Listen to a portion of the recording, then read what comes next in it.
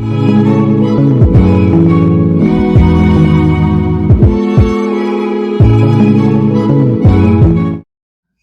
right, man. So we had Subriel, Matias, and Alberto Puello. Yeah, I remember I watched every fight that I caught last night. I watched it without the sound. Um, so I think people need to really pay attention to that, man. And you know, I felt that Matias won that fight, and it wasn't even close. And this is me watching it without the sound. And without the sound, I'm telling you all this, man. It makes you look at the fight totally different. I challenge y'all, stop watching the fight with the sound and pay attention to the fight. And the commentators, they call, I'm gonna tell you this, they call punches that they see that land and don't land, right? They call it, or they call the ones that they want to call. That's the better way to say it. But both are true. And that's one thing that I've noticed. And I turned it, and I'm like watching it without the sound on. And a lot of the shots that I seen Alberto Puello throwing, they wasn't landing. They was not landing. A lot of his shots that I noticed that he did throw, they were get off me punches. Now, had he fought that fight like he fought in the 11th round, I think he would have ran away with the fight. I mean, he fought the 11th round is how he was supposed to keep that fight in the center of the ring. I like that Matias was, I know y'all weren't scoring his body work. I like that he was using the jab a little bit more, going to the body. I felt that his work was a lot more clean.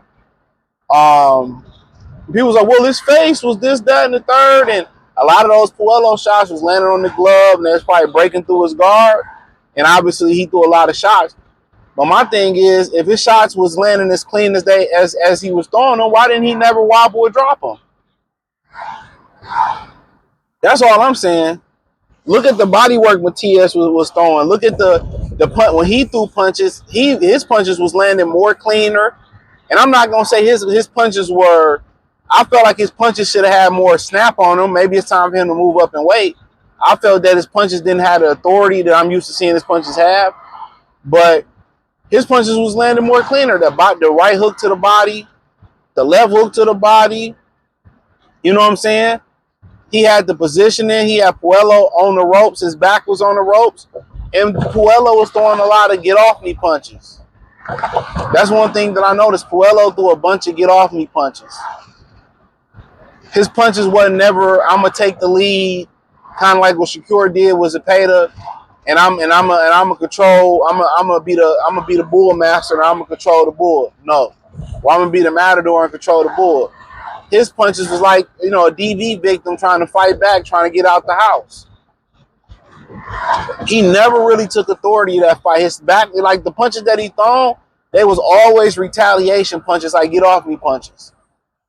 And he was trying to load up on his shots, and like I said, that's why his punches wasn't accurate. In the 11th round, when he stood his ground and he held his ground and he fought that way, that's the way he should have fought the entire fight. But your back constantly against the ropes, Matias constantly beating you to the punch, leading off to the punch, then you just kind of trying to counter him with an uppercut, and that shit wasn't, a lot of his shit was just, they were just get off me shots. They were not, I'm going to take the lead, I'm going to be the dominant one, I'm going to be the boss, and that's part of ring generalship. Matias beat him up. He never, outside the 11th round, he never took the lead against Matias and really put him on the back foot. Or really, I can't stand these niggas that drive, bruh. They be acting like they don't know what lane they supposed to be in. Can't stand these fucking drivers, dog. But he never really took the lead like that. In the 11th round, yeah, he started to dominate, but after that, it was a wrap. That body work was wearing his ass out. You know what I'm saying? I know people were saying, well, I don't like his Matias style, and that ain't about that. Did he control the ring generalship for that fight? Absolutely. He landed the more clean, effective shots. Or at least the more cleaner shots. I feel like the more effective shots, because if it or they was even, if his shots wasn't if Puello shots was effective, he would at least put Matias on the back foot. He never did that. Paulo bossed Matias around. So to me, it was a simple fight to score. But I know y'all was listening to the commentators. I caught what Moore said at the end. They don't know shit about boxing, dog. I hate to say that about scoring a fight, bro. They don't be knowing shit about how to score a fight. And that's, man, I feel that way a lot of it, and it's a biasness to it too. That man, ain't no way he won that fight. I don't give a fuck what nobody said. But y'all let these dudes change our mind and create narratives during the fight and this land. Man, watch that fight without the sign. Really watch it. Matias was cooking this nigga, dog. I'm watching like, man, niggas like, what? I'm like, he's cooking him. All Puello was throwing was get off me shots. And look, and Matias kept coming forward. Only thing I would like to see Matias do a little bit better was throw a jab. If he was a little bit more consistent with his jab, that's the only thing I can really see he needs to change. His defense is a defense. And think about it, when people say he didn't have no defense, that's even more of an indictment on what I'm saying about Alberto Puello. That's even more an indictment. You get to hit this motherfucker with everything you got and your back still on the ropes. You didn't stumble him. You didn't stagger him. Outside the 11th round, you didn't hold your ground. You didn't push him back. He bullied Puello in there. He bullied Puello in there. He bullied dog. And he landed the cleaner shots. Now, I would like to see his shots, have a little bit more effective on him because he kind of was standing a little straight up. He really wasn't getting leverage on his shots like that. And maybe he was a little weight drained. But I would have liked to see him like little sit down on his shots a little bit. He was standing a little bit high for me in Puello. Matias. He was standing a little bit high for my liking. But he was clocking this dude. The body work was going crazy.